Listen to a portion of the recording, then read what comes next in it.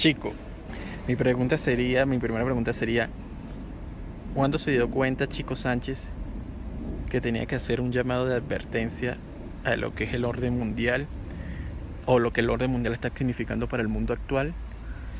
¿Y cuál fue ese momento preciso en el que consideró una necesidad plasmarlo en un libro? Bueno, ahí matizo lo del orden mundial, ¿no? O lo de la globalización, ¿no? Es decir, el libro, más que hacer una denuncia de que hay un intento, parece ser, y que es muy claro ya, que creo que ya todo el mundo lo reconoce, de que hay un intento de ciertos poderes de crear un gobierno mundial y controlar todo, ¿no? Eso parece obvio. El libro llama la atención sobre la pérdida de la humanidad y de la libertad de las personas que nace cuando se quiere centrar todo el poder en un solo gobierno político. Cuando ya una ciudad que a lo mejor está a miles de kilómetros de otra ciudad ya puede tener poder total sobre personas que viven en una montaña y están a miles de kilómetros. Y cómo esa... Entonces, ¿qué sucede? No es exactamente un libro de política, ni es un libro sobre el orden mundial como, diríamos, como una realidad, sino una explicación de cómo pareciera que todo está guiándose y se está llevando para que la gente a nivel local pierda cada vez más poder y cómo haya cada vez más poder centrado en muy pocas manos. Y entonces pues yo ahí hago una comparación un poco literaria y comparo ese gobierno mundial con el gobierno del demonio, digamos, Haces esa del mal. analogía. Claro, porque ya, bueno, de mi experiencia como fotógrafo de prensa en Venezuela y eso, ahí en Venezuela se ve mucho las intervenciones extranjeras que hay, las luchas de poder mundiales que hay, de los diferentes poderes que luchan por el petróleo, por los recursos, por el agua. Y entonces, pues esa es la idea, ¿no?, principal de que cuando hay una concentración de poder muy grande, siempre hay un mal muy grande, porque una sola persona o una sola institución puede usar ese poder con una autoridad muy, muy, muy, muy terrible, ¿no? Que más o menos eso lo estaba viendo sobre el Apocalipsis, que si se lee de una forma literaria, porque hay gente que lo cree al pie de la letra y puede que sea cierto, pero si tú lees el Apocalipsis te habla de un poder tan grande que tiene el poder de destrucción y es imparable, ¿no? Y entonces yo digo, si pareciera que hubiera organizaciones internacionales y poderes económicos que quisieran llegar a tener ese poder. Es decir, el poder sobre un campesino que está en cualquier lado del planeta, y ese campesino ahora ya para cortar una rama de un árbol tiene que pedirles permiso. Pero eso me parece una locura, porque si tú basas todo el poder en una persona que está a miles de kilómetros, puede haber un gran problema, porque si esa persona se equivoca te puede destruir una región completa. Entonces yo creo que mi libro reivindica volver a lo humano y a lo local. Es como una, digámoslo así, como una herramienta que le estás dando a la persona para que interprete a través de las vivencias tuyas y a través de lo que ha sido tu experiencia, interprete y pueda tomar decisiones más allá de lo que, o sea, decisiones que pueda que lo lleve a una capacidad de análisis más que de ser un borrego y de conformarse con lo que ve a simple vista. Pues mira, O cuál era o simplemente de transmitir. No, la idea es es básicamente ver cómo hay un sistema de creencias actualmente que está haciendo creer a las personas que ellas no saben. Por ejemplo, que la humanidad no tenga valor, ¿no? Se le está quitando valor a la sabiduría y a la humanidad. Por ejemplo, un hombre que lleva 20 años sembrando aguacate, o 20 años sembrando olivos en España, o da igual el país. Esa persona tiene una sabiduría y un conocimiento heredado de su familia que ha durado miles de años. Milenario. Milenario. Entonces ahora se está intentando imponer un sistema científico, ¿no? Por ejemplo, sobre todo por la UNESCO, de que ahora alguien que está a miles de kilómetros, que no ha visto a lo mejor un aguacate a lo mejor en su vida, porque hay veces que ni siquiera lo ven, tiene la autoridad de decirle al hombre que lleva 20 años haciendo aguacate y cultivando aguacate qué hay que hacer. Y entonces yo creo que eso es un desastre, porque si bien es verdad que algunos estudios pueden ser acertados, se ha demostrado en los últimos 20 años que muchos de esos planes científicos o eran equivocados o estaban manipulados para intereses económicos. Entonces, ¿qué pasa? Estamos abandonando la humanidad. Y la humanidad es que una persona que, por muy poco valor que le den hoy día a las personas siguen teniendo un valor muy importante. Igual que los animales, igual que las plantas, somos seres vivos. Ahora quieren que seamos matemáticas, ¿no? Y eso es lo que yo veo. Y entonces el libro es el curso de la vida, porque Jesucristo habla precisamente de que ninguno de nosotros podemos añadir una hora al curso de nuestras vidas. Y el curso de nuestras vidas es básicamente nuestra humanidad. Incluye todo, lo bueno, lo malo. Y el curso de nuestras vidas también ya viene de nuestros ancestros. Una cosa que los mexicanos, los mesoamericanos valoraban mucho, claro. El ancestro. Es decir, tu padre ha visto un montón de cosas durante su vida y a él su abuelo, su padre le enseñó un montón de cosas también. Y esa sabiduría se está perdiendo. ¿Por qué se está perdiendo esa sabiduría? Porque ahora resulta que estamos dejando que todo el conocimiento esté en unas cuantas organizaciones, ya sean políticas o científicas, que están realmente, en mi opinión, provocando un caos. Y creo que ese es el caos en el que vivimos, porque cada vez hay menos sabiduría, menos humanidad. Se está perdiendo el conocimiento básico de la vida. Acabas de decir, mencionaste algo que es importante. Se ha perdido la humanidad y se ha convertido el mundo en matemáticas. O sea, hoy todo en día, sí, gracias a la tecnología y a diferentes factores, es una métrica. Sí. Las personas son un número. Sí. Todos los estudios, las encuestas, todo viene dado por métricas. Los códigos, las claves para el cajero automático, el banco, todo. Uh-huh. O sea, las personas se convirtieron en una matemática. En una matemática. Y entonces son ecuaciones. Las personas son hoy en día ecuaciones, son métricas. Todo se mide, todo es un número. Sí, y fíjate, al final uno lo mira y dice, hay que ver. Al poner todo en manos de las matemáticas y de la tecnología hay un gran problema. ¿Cuál? Que las matemáticas, igual que se equivocan, porque está demostrado que se pueden equivocar, porque tú puedes hacer todos los cálculos que quieras sobre un bosque, pero un bosque está vivo. Entonces cualquier cambio, cualquier variable hace que tu estudio no sirva para nada. Pero hay otro peligro peor, es que pueden ser manipuladas. Manipular un estudio muy fácil. Y hoy día con los robots incluso pueden llegar a manipular los estudios. Entonces en mi libro yo hago una broma, ¿no? Yo digo, como yo quiero comparar un poco, o comparo un poco al mundo con el gobierno, el imperio del mal, ¿no? Y entonces yo siempre digo una cosa, fíjate, el que nos dio las matemáticas a los greco romanos, allí en Europa, los greco-romanos, fue una persona o entidad que se llamaba Pitágoras. Muy poca gente mira el origen de la palabra. Normalmente siempre tenemos en la cabeza a Pitágoras.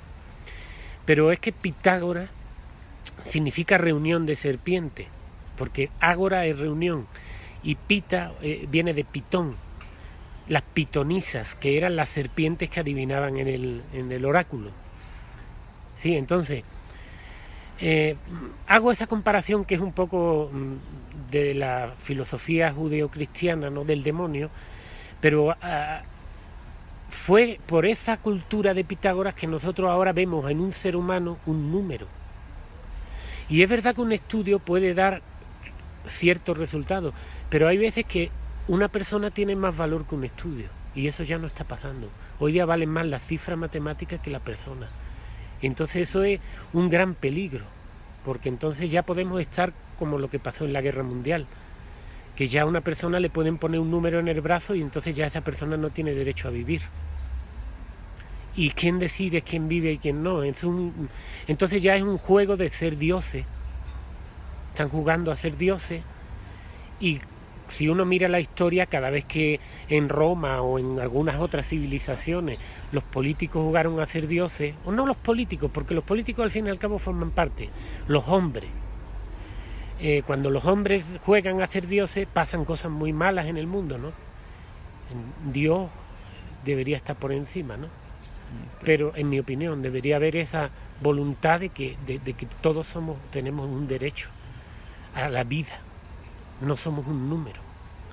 Y claro, yo siempre digo que Pitágoras fue el que nos enseñó las matemáticas, y matar tiene la misma raíz, y materializar también. Entonces, pues como ahora los números mandan, vivimos en una sociedad muy materialista. Aquí estamos viendo un árbol durante la entrevista que le arrancaron la corteza para que muriera, porque a lo mejor ese árbol es un número, y alguien decidió que ese número hay que quitarlo. El árbol número 23, el árbol número 28, estos árboles hay que cortarlos, porque lo dice un estudio. Pero a lo mejor la naturaleza puso ese árbol ahí por algo. Entonces nosotros, en lugar de vivir de acuerdo con la naturaleza y procurar convivir con ella como se ha hecho durante miles de años, y con éxito, porque la humanidad ha perdurado durante miles de años, nosotros ahora estamos queriendo estar por encima de la naturaleza. Y entonces, pues probablemente creo que a este nivel puede que destruyamos la naturaleza. El otro día, por ejemplo, sobre esto que dice de los números, un amigo que estudió en la universidad ciencias, no sé si química, no, ciencias, puso una entrada en el Facebook y puso una foto de un caracol y dijo: la naturaleza también sabe de matemáticas. No. Las matemáticas es un intento de explicar a la naturaleza, y además es un intento torpe, porque solo pueden explicar lo visible y lo tangible, lo intangible, que es la vida que lleva el caracol dentro, no. Pero ese científico ya ha llegado a creer que la naturaleza lo imita a él es el Dios que sabe de las matemáticas. Y la naturaleza también, pero él sabe. Es tan absurdo cuando tú lo analizas. ¿Sí? Es absurdo. Porque ese caracol... Es tan absurdo como que el caracol fue primero que las matemáticas. Claro, las matemáticas van después de la vida. No las matemáticas primero y la vida después. Exacto. Eso es lo que yo creo que... Y por eso hago la alegoría de Pitágoras, ¿no? Siempre hago cuentos con Pitágoras, porque es el que nos enseñó a materializar este mundo de una forma que lo material está bien, y gracias a lo material hemos avanzado. Incluso la ciencia ha existido siempre. Es recientemente que la ciencia se está convirtiendo en una herramienta ya divina casi. Es decir, ya no se puede cuestionar un estudio, a pesar de que a lo mejor en los últimos 30 años, si uno mira cuántos estudios hay que decían que íbamos a estar mejor, que íbamos a tener más agua, que íbamos a tener... Pero al final en la realidad nada se ha cumplido, pero todavía siguen siendo los estudios divinos. Es decir, ahora ya lo divino no es la vida, la naturaleza, Dios, la humanidad, tu vecino, ya no tiene nada de divino, no. Ahora lo divino es el estudio estadístico que dice que el año que viene vamos a tener todos trabajo, ¿no? Y entonces eso es un poco lo que critica mi libro. Muchas de tus anécdotas y analogías son situaciones experimentadas en Venezuela. ¿Podríamos afirmar o suponer que este libro lleva la esencia del chico que habitó por casi una década o por años en el ahora decadente país suramericano? Pues sí tengo que decir que en gran parte la motivación de escribir mi libro, que habla mucho de las divisiones a las que estamos ahora sometidos, vivimos en un mundo de división, donde yo pues cito un poco al diablo, ¿no? que significa en griego diabolos, que significa el que divide, el que echa a la gente a pelear, ¿no? Y entonces en Venezuela, pues esos 6 años sí me sirvieron mucho para ver que cuando hay una situación de confrontación y de pelea entre la humanidad, y cuando un país se divide en dos, nadie gana. Es decir, porque si nace un líder político, porque tampoco todos son demonios, ¿no?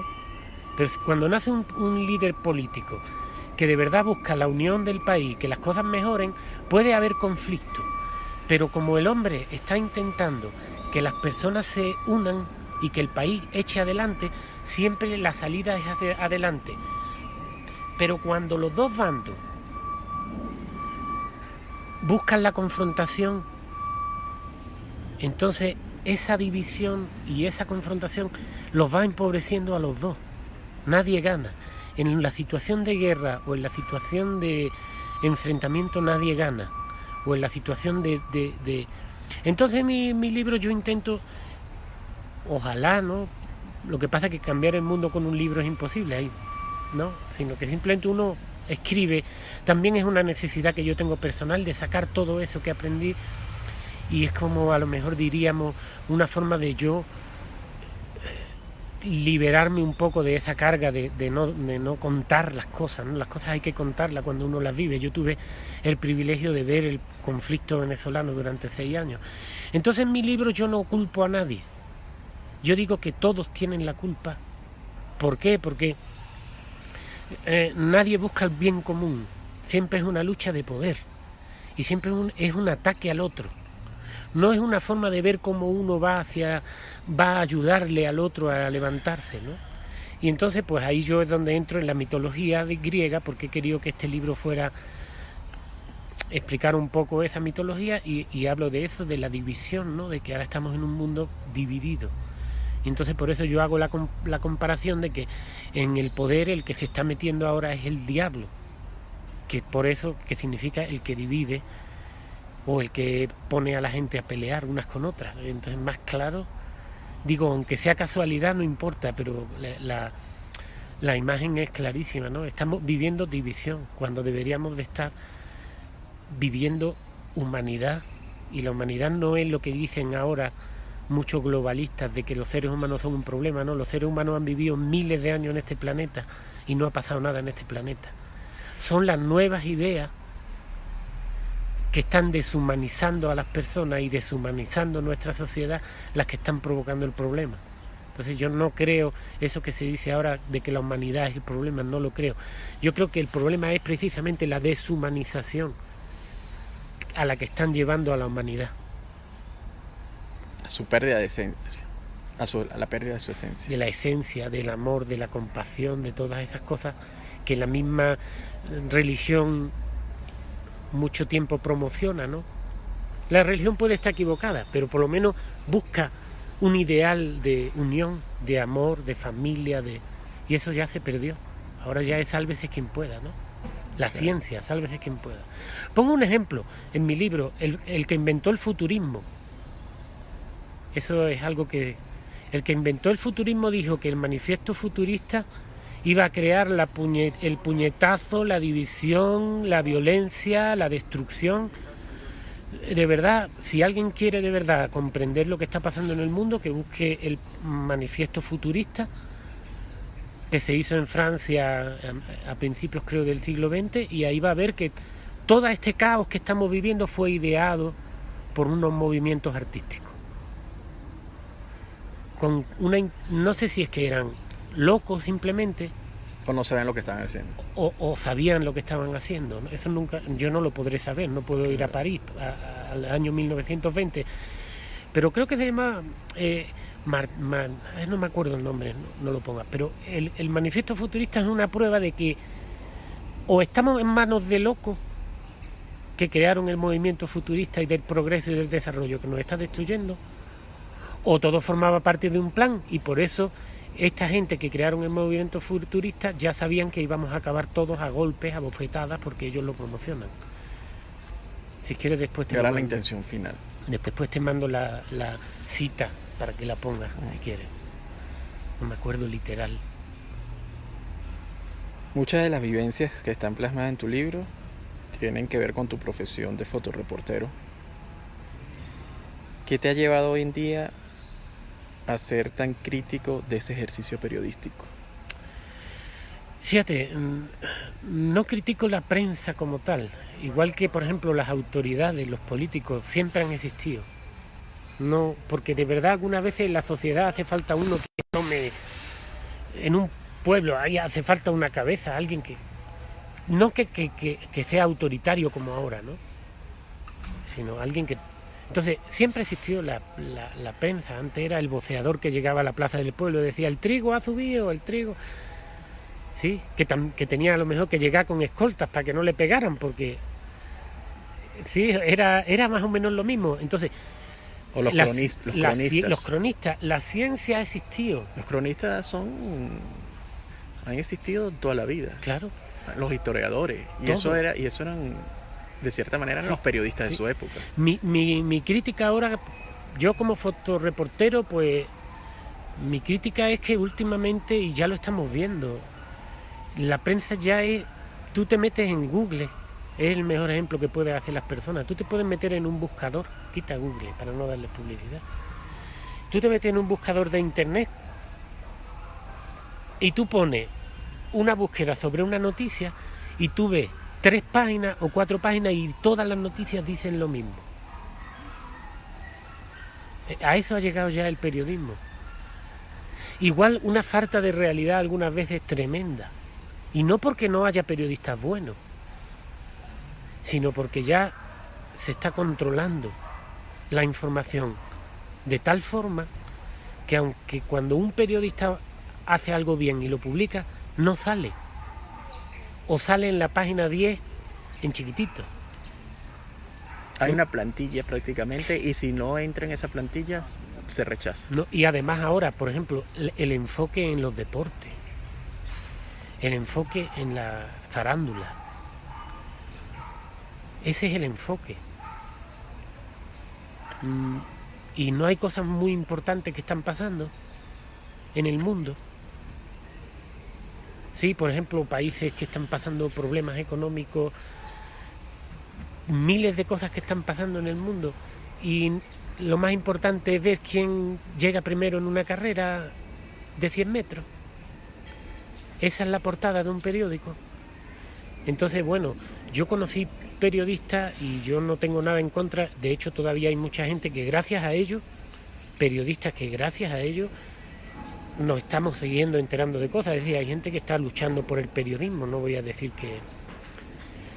Pero lo que yo estoy diciendo en realidad ni siquiera es un ataque a la prensa ni nada, es una realidad que se ve en las encuestas. Es una crítica constructiva. Es una crítica constructiva y de hecho muchas periodistas lo saben y de hecho la prensa ha caído muy en picado. Es cierto que el internet les ha afectado, pero ellos podrían competir en el internet y tienen todo el poder. Ahora gente que maneja la información están inventando esto de las noticias falsas. Los fake news. Sí, que es una forma de intentar proteger su información que ellos manipulan, en mi opinión. ¿Por qué? Porque si estamos en libertad de expresión deberíamos estar en libertad de expresión total. Y si podemos hablar de noticias falsas, pues podríamos hablar de los economistas de los periódicos más importantes, no voy a decir nombres, pero hay que recordar que cuando la crisis española, 2 semanas antes de que se declara la gran crisis, 2 semanas antes, un mes antes, todos los periódicos de economía del mundo decían que España era el mejor lugar para invertir. La burbuja. Y había una burbuja tremenda. Entonces ellos podrían ser considerados también fake news, ¿no? Pero sin embargo no significa eso que sean noticias falsas, sino que también somos humanos y nos equivocamos. Los periodistas también. La prensa ojalá que no desapareciera, ¿no? Porque también le puede pasar es necesaria. También le puede pasar a los periodistas que con los cambios de conducta de la humanidad, sí. Antes las fuentes vivas tenían más ética que las de hoy. Entonces ellos están confiando en alguien que supuestamente tiene ética, que las está informando, y resulta que esa persona lo que está es manipulándolo o diciéndole lo contrario, ¿no? Claro, y hay periodistas que caen por buena fe, como hay otros que son unos palancristas, ¿no? Y creo que volvemos a lo mismo, la centralización. Es decir, antes el periodista era local, conocía a la comunidad, lo conocía todo. No era tan fácil engañarlo. Ahora no, ahora el periodista puede estar cubriendo un país desde otro país. Sí, entonces yo como digo, y así de fácil es, yo tengo un artículo en mi blog que se llama Periodismo Quijotesco y se llama Controlando a la fuente. Es que en realidad, si tú controlas la fuente, tú controlas hoy día al periodismo. Porque sí es verdad que hay algunos medios que están todavía con los pies en la tierra y van ahí al lugar y averiguan. Pero otros ya no, otros ya es desde una oficina. Y el que les habla son fuentes. Y un ejemplo sería en la economía, hay fuentes que recomendaron todas las medidas económicas que llevaron a la ruina a países como yo conozco, por ejemplo, España. Pero es que esas fuentes siguen siendo fuentes. Si ellos son los que llevaron a la humanidad a la catástrofe de la crisis de 2008, ¿cómo pueden seguir siendo fuentes de la prensa? Entonces, ¿qué sucede? El periodista no miente, pero algunas veces tiene que acudir a ciertas fuentes y esas fuentes están manipuladas. Yo, al final, tengo que decir que hace un tiempo me encontré con una amiga periodista de un medio importante y estábamos en una reunión y hizo una burla porque yo me he vuelto un poco al revés, ¿no? Un poco radical. Yo me he vuelto ahora que yo solamente escribo sobre cosas que he vivido o con gente que en primera persona me cuenta lo que vivieron. Entonces veo un mundo muy diferente. Pero soy muy educado, pero esta persona pues quiso burlarse de mí y dijo: ay, bueno, chicos, a ver si dejas ya de escribir de las cosas que te pasan en tu pueblo y en tus viajes. Y entonces pues yo me un poco enfadado, entré en la discusión y le dije: sí, muy bien, tú dices eso de mí, pero yo también te podría decir que por lo menos mis fuentes son verdaderas, porque son cosas que yo he visto.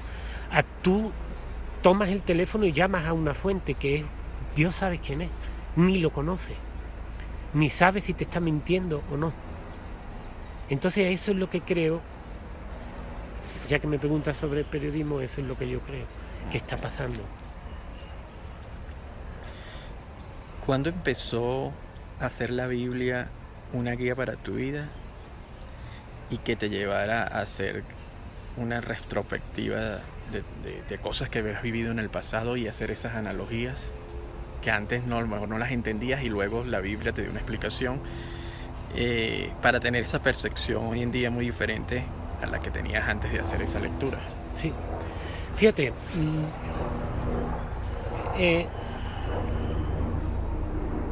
primero decir que yo hace unos años era el más ateo de todo el mundo. Y segundo, que tampoco quiero yo, en mi libro estoy promoviendo una creencia religiosa. No, eso cada uno lo tiene que decidir, ¿no? Lo que sí me di cuenta es, no solo con la Biblia, lo que pasa que este libro del curso de la vida, si Dios quiere, forma parte de unos cuantos libros. Ya el segundo, si Dios quiere, está en proceso. A mí me gustaría hacer varios libros. Entonces, este primero habla de la Biblia, el segundo va a hablar sobre los mayas, el tercero quizás sobre los hindúes. Yo cuando empecé a escribir este libro del curso de la vida, hice una cosa que fue un ejercicio, que fue buscarme todos los libros antiguos de las religiones, que estamos hablando de la Biblia, el Mahabharata hindú, el Popol Vuh maya, el Chilam Balam, el Ramayana, los Vedas, los Libelungos estos de Alemania, bueno, un montón de libros antiguos, y llegué a una conclusión con la Biblia. Creo que la Biblia es el que lo deja más claro. Yo llegué a una conclusión con la Biblia. La Biblia habla de unas cosas que ni las matemáticas no pueden explicar, ¿no? De que en las relaciones humanas debe haber, y en las relaciones del hombre con la naturaleza, y en las relaciones del hombre con los otros seres humanos, y en las relaciones del hombre con la historia, y en las relaciones del hombre con el poder, y todo, tiene que haber una voluntad de buscar el bien de todo, y tiene que haber un respeto hacia algo superior que compartimos todos, que hoy día lo llaman el universo. ¿Sí? Es curioso porque creer en Dios o creer en un santo es una tontería, pero ponerse una pulsera roja y pedirle al universo que te dé dinero, no. Es decir, vivimos en una contradicción, ¿no? Entonces, lo que descubrí en la Biblia es que muchos de los consejos que daba en la Biblia o muchas de las advertencias que venían ahí se están cumpliendo. Me pareció asombroso. Parecían palabras textuales. Y también me di cuenta en otros libros, ¿no? Como el Mahabharata de la India, donde vemos cómo se va corrompiendo el poder y cómo la India va entrando en decadencia y cómo al final acaba siendo destruida por la ambición y por el materialismo de la gente, no solo de los políticos, sino de la gente de abajo. Entonces, pues por poner un ejemplo, sí es verdad que hay cosas muy curiosas, en que yo voy a destacar una para la entrevista, que es la Torre de Babel. Resulta que yo me puse a investigar la Torre de Babel y ahora, al poco tiempo, acabo descubriendo que la sede de la Comunidad Europea es la Torre de Babel. Y entonces ya uno se pregunta, oye, ¿pero esto es casualidad o no? ¿O es una burla? ¿O a quién se le ocurre poner una Torre de Babel en la sede de una entidad como la Unión Europea, ¿no? ¿Y por qué? Sería bueno indagar eso. Indagarlo sería bueno. Con los arquitectos, ¿no? Habría que ir o... No, yo digo... ¿A quién se lo ocurre? Bueno, el arquitecto es el primero que tú... Porque dices... ¿Qué te inspiró este diseño? Y ahí tú lo podrías... No sé qué significa y tampoco lo juzgo. Simplemente pienso una cosa. Si uno lee la Biblia y ve que Babilonia era un lugar... Fíjate, hay unas frases de la Biblia que dice que en Babilonia no les importaban los pobres, que los poderosos abusaban de los pobres, que se hicieron grandes ciudades, se hicieron grandes torres. El mundo actual. Y entonces ahora tú lo estás leyendo y ves el mundo actual. Y ahora ves que en Europa están construyendo una nueva Torre de Babel. Y entonces, echando la imaginación, dice uno, bueno, esto que va a terminar como Babilonia. Y algunas veces pareciera que sí, que va a terminar como Babilonia, ¿no? Entonces es por eso, es de esa forma en la que yo comparto la Biblia y uso la Biblia en mi libro para hacer comparaciones, porque me gusta hacer esas comparaciones que son un poco extremas, aunque parezca, pero me gusta hacer esas comparaciones, ¿no? Son comparaciones extremas, comparo la ciencia con la religión, cosa que ahora nadie quiere hacer. Okay. Esta pregunta es interesante. ¿Tiene salvación el mundo actual? ¿Cuáles serían las potenciales posibilidades en caso que así sea? 7. Hablando de la salvación, 7. Yo, por ejemplo, te diría la verdad. Yo no podría tener idea de eso. Es decir, yo puedo soñar o desear algo, ¿no? Y poner en mi voluntad que algo bonito pase pero saber cuándo, cómo las cosas se van a dar es imposible para mí, porque yo no estoy al fin y al cabo en el poder, ¿no? Yo soy uno más que ha sacado un libro, pero yo no estoy en una sede de la ONU decidiendo el futuro del mundo. Pero yo sí creo que sé la única opción que yo creo que sí nos podría salvar, o por lo menos podríamos pensar que sería la salvación, sería volver al poder local, que se disolvieran los poderes centralistas, todos esos poderes centralistas. Porque yo creo que cuando uno analiza los imperios, el imperio romano, el imperio maya, el imperio todo el español, que busca dominar y busca poder centraliza. Cuando tú lees la historia, nunca pasaron los españoles más hambre que cuando tenían el imperio, porque todo el dinero iba para las guerras, para... los mayas, cuando su imperio florece, fue cuando tuvieron que abandonar las ciudades. Entonces, mientras cuando los poderes subieron mal, cuando en verdad los poderes estuvieron centralizados. Claro, estuvieron centralizados. Entonces, ¿ahora qué problema tenemos? Fíjate, yo digo una cosa. Yo soy de los que niegan el cambio climático. No porque no estén pasando cambios en el clima. Yo lo que digo es que el clima no es el culpable. Y la naturaleza menos. Entonces aquí, todas las organizaciones mundiales que durante los últimos años dirigieron las políticas, que fueron los que con sus políticas internacionales permitieron la destrucción de todo, ahora dicen que van a salvar al mundo del cambio climático. Pero, ¿cómo es eso?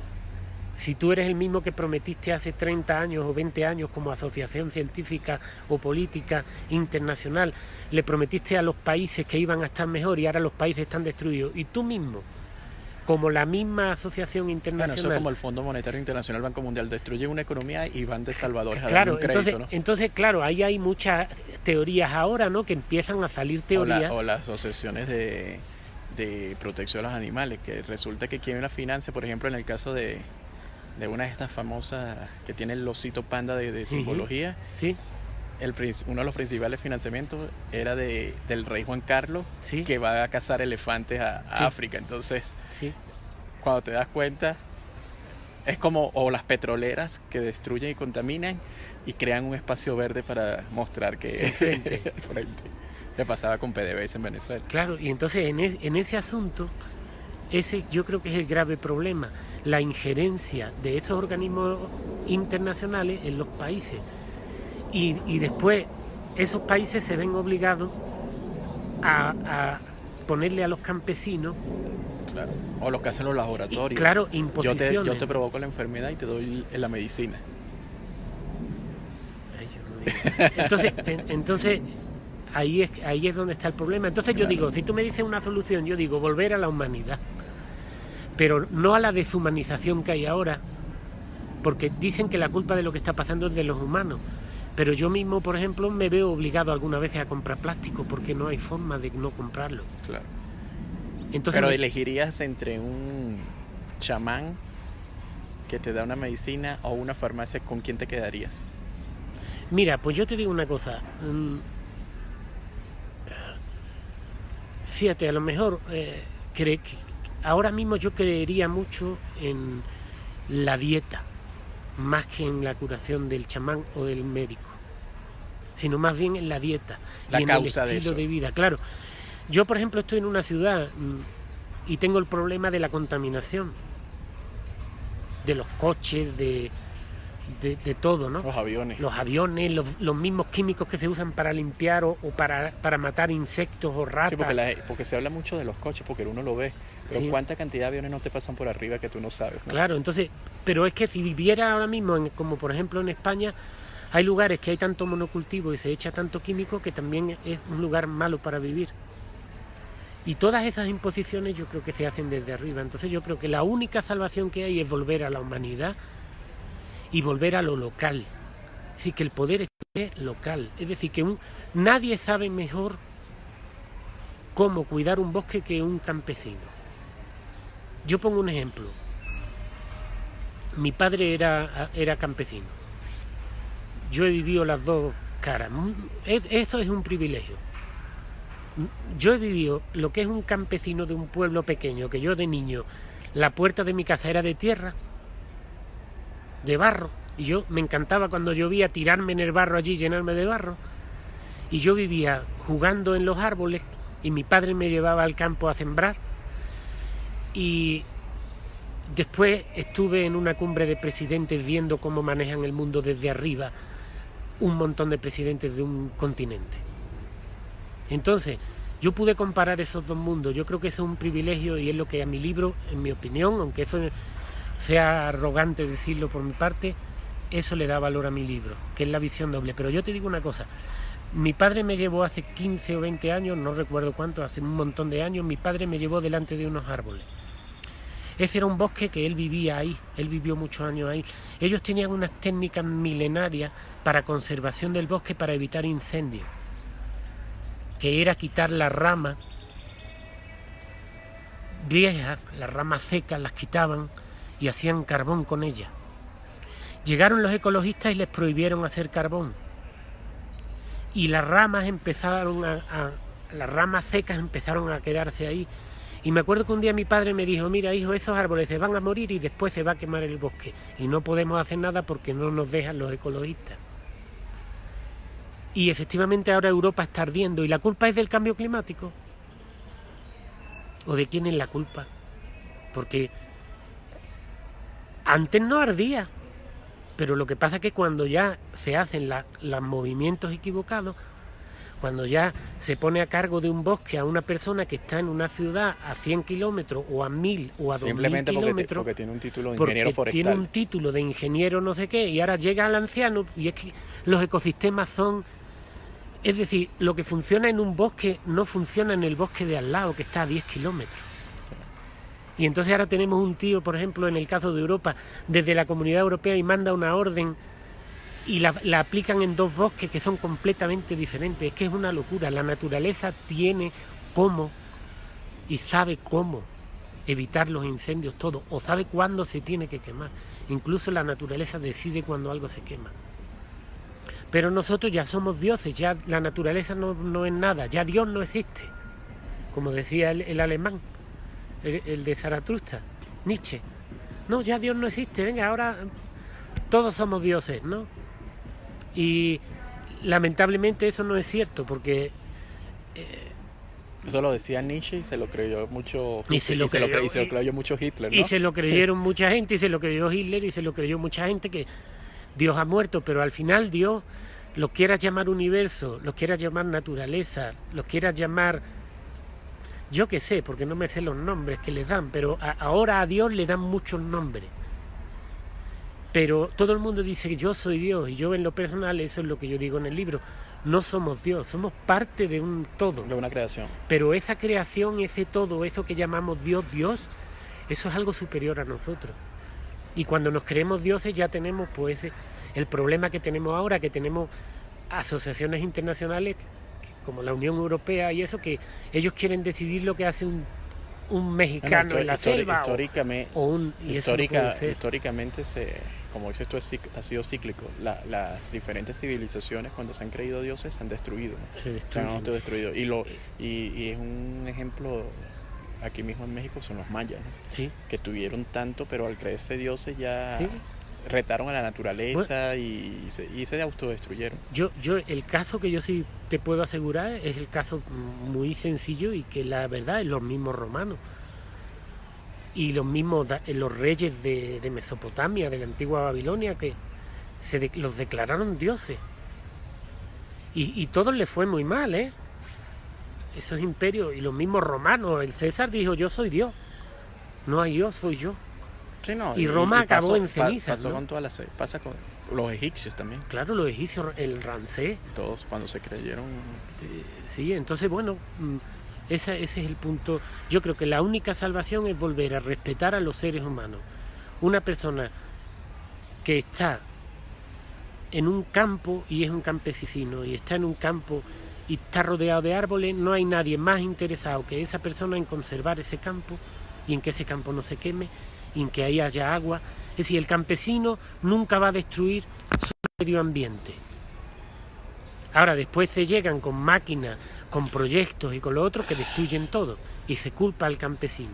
Pero eso no es cierto, y eso la prueba está, si alguien lo quiere ver, la prueba está en México, en las selvas mexicanas. Vete donde están los campesinos pequeños locales que controlan sus comunidades, o a Oaxaca, las comunidades oaxaqueñas, que entre todos protegen sus bosques. Mira esos bosques, y mira qué riqueza hay. Y hay tanta humedad que esos no se queman, porque ellos cuidan la humedad. ¿Qué pasa? En Europa se llega, se interviene, como se está pasando en Europa, pues han intervenido y han cortado árboles que no deben cortar, cortan las ramas secas, cortan las ramas nuevas y dejan las secas, que eso estaba pasando recientemente en Europa por esos estudios que hacen. ¿Y qué pasa? Pues si tú cortas la rama nueva y dejas la vieja, el árbol se muere y se quema, y entonces con que ya haya un número de árboles viejos se quema el bosque. Son cosas sencillas que, aunque en la universidad no lo reconozcan en Europa, por ejemplo, lo sabe cualquier anciano español o andaluz. Y por eso mi padre me paraba delante de un bosque y me decía: hijo, este bosque se va a quemar. Y ya se han quemado algunos, porque él no es ecologista, él no tiene el título, pero él nació con 6 años en ese bosque y tiene 70. Él ha visto ya todo.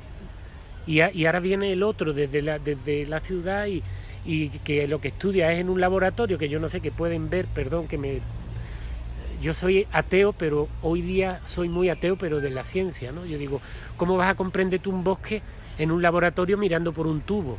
Si es que lo veo absurdo. Ok. Bueno, esta pregunta ya me la has contestado, pero igual te la... Pregúntame. ¿Tendría el curso de la vida una segunda parte dentro de una década o años eh, que permita reflejar las vivencias tuyas en México, país que te ha adoptado con su cultura? Sí, la segunda parte Sí, es un libro. Desde que era niño yo he sido o fui muy fanático tengo que decir la verdad, era muy fanático, es decir, a mí me encantaba el tema de los mayas, de los mexicas, yo buscaba libros, leía, era un sueño venir a México.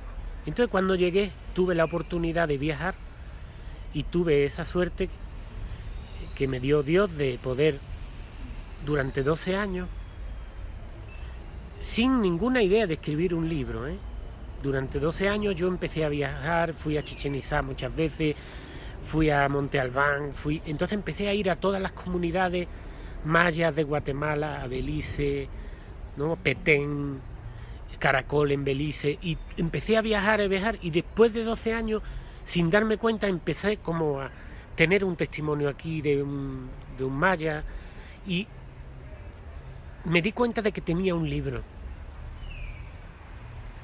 Y también me di cuenta de que podía ser una continuación del curso de la vida. Porque el curso de la vida es una explicación de cómo piensan los grecos romanos, que son los que fundaron la civilización occidental que ahora reina. No la civilización cristiana, porque no hay nada más lejos del cristianismo que lo que estamos viviendo. El cristianismo es una cosa de dar y eso. Lo que hay ahora es un ateísmo humanista futurista, ¿no? Más o menos, ¿no? Que ellos lo llaman humanista porque ellos creen que el ser humano es Dios, futurista porque creen que poner un robot de policía es lo mejor, y creen que ponerse un chip y unas gafas virtuales y no ver la realidad es el futuro que quieren para sus hijos, ¿no? Hay personas que llegan a ese extremo. Y eso no es cristiano, ¿no? Ni es. Yo estoy hablando de la parte grecorromana occidental, del poder de los césares y el poder de los políticos. ¿Sí? Una civilización que tenemos en la que... Pero ahora, ¿qué pasa? Mi segunda parte va a hablar de los mayas y de las profecías concretamente. Va a ser muy curioso porque para esto he entrevistado yo a personas y pongo entrevistas literales. Tengo una entrevista, por ejemplo, literal de un descendiente de los Itzáes. Y entonces yo voy a intentar, en el segundo libro, exponer cómo eran las profecías mayas y al mismo tiempo cómo era la filosofía de esos pueblos. Y bueno, otras cosas más. Después una tercera parte, si Dios quiere, que ya va en camino, es como para descifrar un poco cómo va la Matrix, digamos, esta famosa Matrix que ahora se ha puesto de moda entre los jóvenes. Y yo digo, es lo que... Cómo en nuestro mundo está lleno de símbolos y esos símbolos se usan para manipular o controlar a la opinión pública.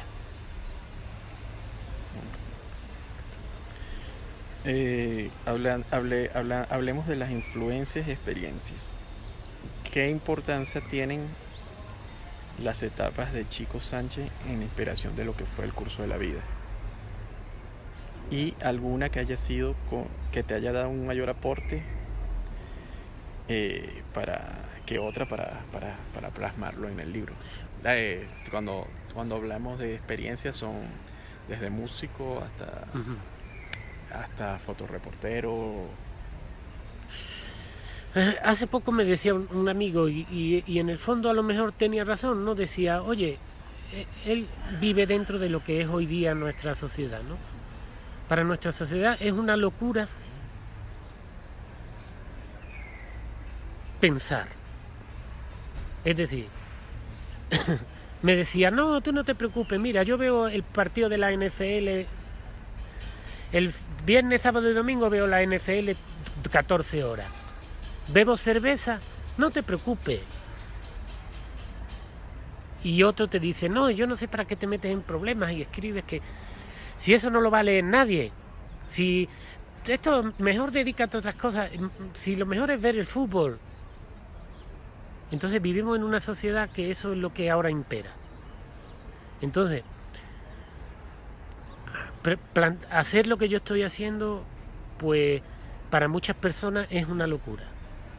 Y es verdad, porque es que estamos en una sociedad en la que pensar, buscar el bien de los demás o intentar comprender qué está pasando en tu vida es una locura. Lo mejor es no pensar en nada, comprar, vender, beber y ver la tele.